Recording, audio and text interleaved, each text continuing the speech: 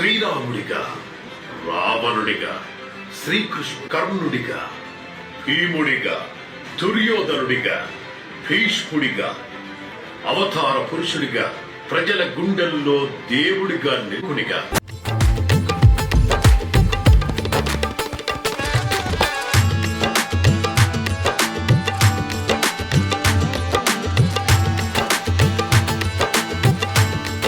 అదేవిధంగా మరొక ముఖ్యులు పెద్దలు గౌరవనీయులు శాస్త్రి గారికి, మరొక ముఖ్యులు పెద్దలు రమణమూర్తి గారికి, ఈ యొక్క కార్యక్రమాన్ని నిర్వహించడానికి ఎంతో దోహదం చేస్తున్నటువంటి నిరంజన్ రావు గారికి, ఇంకా ఈ కార్యక్రమంలో భాగస్వాములైనటువంటి తోటి తెలుగు సోదరీమణులకు అందరికీ కూడా ముందుగా నా నమస్కారాలు మీ అందరికీ కూడా తెలియజేసుకుంటూ, ఈరోజు చాలా సంతోషం. ఎందుకంటే ఎక్కడో వేల కిలోమీటర్ల దూరంన మన కుటుంబాల్ని, మన దేశానికి దూరంగా ఉంటూ కూడా తెలుగు వారి యొక్క ఆత్మగౌరవాన్ని, తెలుగు వారి యొక్క ఔన్నత్యాన్ని పెంచాలనేటువంటి ఆలోచనతో ఆంధ్రప్రదేశ్ రాష్ట్ర అభివృద్ధి సంక్షేమం కోసం ఎంత దూరాన్ని ఉన్నా కూడా ప్రతిరోజు నిత్యం ఆలోచిస్తూ రాష్ట్ర అభివృద్ధికి ఎంతో దోహదం చేస్తున్నటువంటి మీ అందరితోటి కలిసి ఈరోజు ఈ సమావేశంలో పాల్గొనడం వ్యక్తిగతంగా చాలా సంతోషం. అందులోనూ పర్టికులర్ గా ఈరోజు అన్న నందమూరి తారక రామారావు గారి సజీవ చరిత్ర పుస్తకావిష్కరణ కార్యక్రమం. ఎందుకంటే నేను కూడా గాఢంగా నమ్ముతా, ఈ భూమి మీద తెలుగు జాతి ఉన్నంత కాలం కూడా ఎన్టీ రామారావు గారు సజీవంగా ఉంటారు, తెలుగుదేశం పార్టీ సజీవంగా ఉంటుంది. ఎందుకు ఈ మాట చెప్తూ ఉన్నానంటే, చరిత్రలో మనందరం కూడా చూస్తూ ఉంటాం, క్రీస్తు పూర్వం క్రీస్తు శకం అని ఏ రకంగా చరిత్రలో మనం కొలమానం ఉంటుందో, అదేవిధంగా ఆంధ్రప్రదేశ్ రాష్ట్ర తెలుగు జాతి చరిత్రలో తెలుగుదేశం పార్టీకి ముందు, తెలుగుదేశం పార్టీకి తర్వాత అనేటువంటి చరిత్ర అది అన్న ఎన్టీ రామారావు గారితోటే సాధ్యమైనటువంటి పరిస్థితి. ఎందుకంటే ఆ రోజు మీ అందరికీ తెలుసు, ఎన్టీ రామారావు గారు ఆ రోజు 1982లో తెలుగుదేశం పార్టీ ఆవిర్భవించక ముందు ఆంధ్రప్రదేశ్ రాష్ట్ర రాజకీయాల్లో ఎటువంటి పరిస్థితులు ఉండేవో.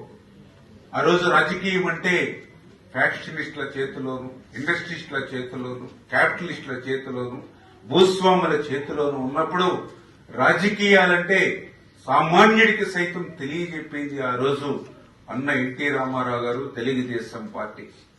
కావాలనేటువంటి కాంక్ష ఈరోజు సంక్షేమం చుట్టూ తిరుగుతుంది దేశ రాజకీయాలు. ఇంకా ఇల్లు గాని, చేరా దావతి కార్యక్రమం గాని, మహిళలకు ఒక ప్రధాని ఇందిర మహిళగా ఉన్నప్పటికీ కూడా ఆమెకు రాలేటువంటి ఆలోచన మహిళలకు ఆ రోజు తాలూకా వ్యవస్థను రద్దు చేసి మండల వ్యవస్థను ఏర్పాటు చేయడంలో గాని, ఈరోజు సమాజంలో సగానికి పైగా బలహీన వర్గాలు ఉన్నారు, అటువంటి వాళ్లు కూడా అభివృద్ధి చెందాలనేటువంటి ఆలోచనతో బీసీ సంక్షేమ కార్యక్రమాలకు ఆ రోజు శ్రీకారం చుట్టడమే కాకుండా, ఆ రోజునే కాదు ఈ రోజు కూడా నేను ఆంధ్రప్రదేశ్ రాష్ట్రంలో అటు తెలుగు గంగ, హంద్రీనేవా, గాలేరు నగర్ దగ్గర నుంచి ఉత్తరాంధ్ర వరకు ఏ ప్రాజెక్టుని ఈరోజు నేను ఇరిగేషన్ శాఖ మంత్రిగా చూస్తూ ఉన్నా అది ఎన్టీ రామారావు పోతూ పోతూ పక్కన ఒక శ్రీకృష్ణుడు ఏదైతే పెద్ద ఫోటో కనిపిస్తే ఆ కారులోంచే 2 చేతులు జోడించి నమస్కారం పెట్టుకుని,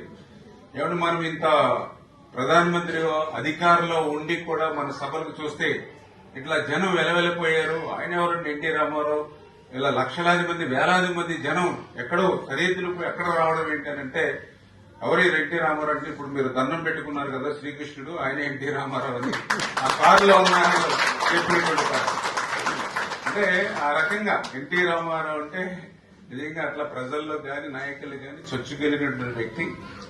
అటువంటి ఎన్టీ రామారావు అదృష్టం ఈరోజు మాకు కూడా.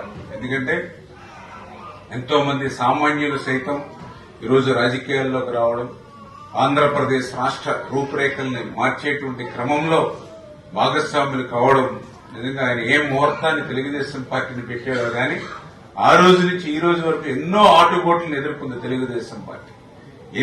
పుస్తకాన్ని మనందరికీ అందించాలనేటువంటి దృక్పథంతో జనార్దన్ గారు కూడా ఎందుకంటే నాకు కూడా ఆయన మంచి ఆప్తులు. ఈ రోజు కూడా నేను ఒక శాసనసభ్యుడిగా, అంటే ఆ రోజు 2014లో నేను మొదటిసారిగా శాసనసభ్యుడిగా ఆ రోజు టికెట్ తెచ్చుకుని పోటీ చేసినటువంటి పరిస్థితి.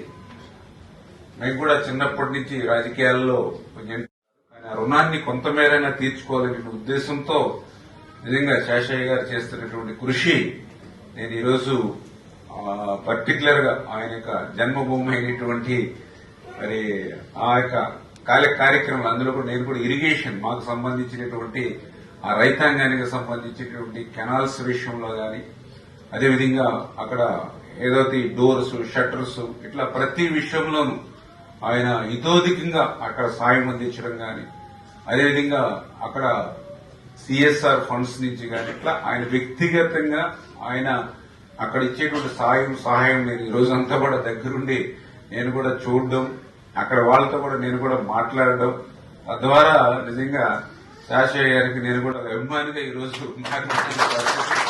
ఎందుకంటే ఇటువంటి వాళ్ళు సమాజంలో చాలా అరుదుగా ఉంటారు. ఎందుకంటే ఈ రోజు ఎంత సంపాదించుకున్నా కూడా ఇంకా కొడుకులు, మనవాళ్లు, ముని మనవాళ్లు, ఇట్లా ఇంకా లిస్టుకి ఎండింగ్ ఉండదు మన ఇండియాలో. కానీ దానికి మీ అందరికి కూడా ధన్యవాదాలు, కృతజ్ఞతలు సందర్భంగా తెలియజేస్తున్నానని చెప్పి మరొక్కసారి తెలియజేసుకుంటూ సెలవు తీసుకుంటున్నాను. Thank you very much. ఈరోజు కార్యక్రమానికి ముఖ్య అతిథి నాకు అత్యంత సన్నిహితులు, వదిలిన పార్టీ, ప్రజలు, సమస్యలు, పరిష్కారం, ఇదే తెలుసు ఆయనకి. నిత్యం పచ్చ చొక్కా వేసుకొని, బహుశా పార్టీ చరిత్రలో ఎవరు ఇన్ని రోజులు ఈ విధంగా వేసుకొని ఉండరు. పార్టీకి బ్రాండ్ అంబాసిడర్ గా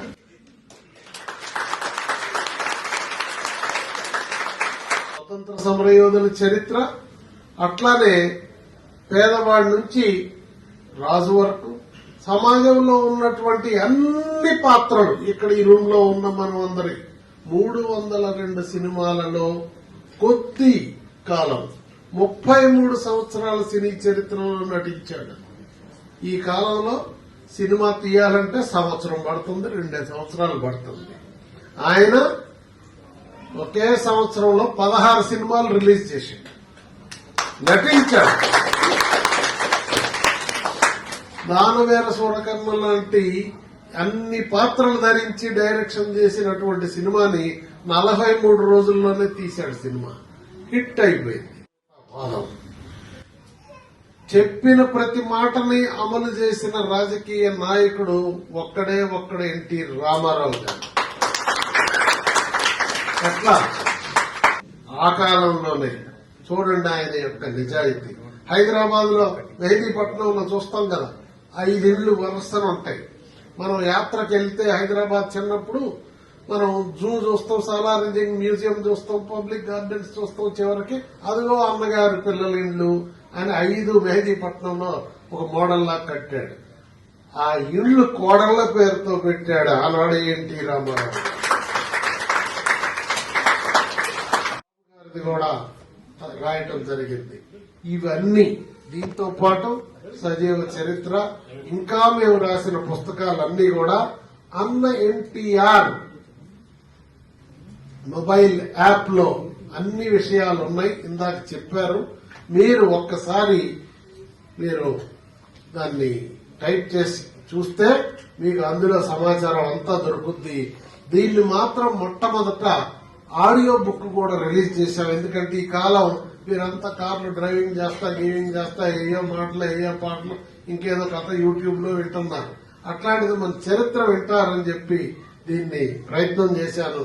కనుక మీరు వీటన్నిటి మీద, మన చరిత్ర మీద, చరిత్రలో మన గొప్పవాళ్లైన ఎన్టీ రామారావు గారు, బాబు గారి భావజాలాన్ని భావితరాలకు అందజేయటం కోసం మీరందరూ రోజుకొక 10 నిమిషాలు ఆలోచించాలి, ప్రయత్నం చేయాలి. మీ వంతు కృషి మీరు చేయవలసిందిగా మీ అందరికి మరొకసారి విజ్ఞప్తి చేస్తూ, చెప్పాల్సింది చాలా ఉన్నా కాలాతీతం అవుతుంది కనుక నేను హృదయపూర్వకమైనటువంటి ధన్యవాదాలు తెలియజేస్తూ నమస్కారం. మీ అందరికీ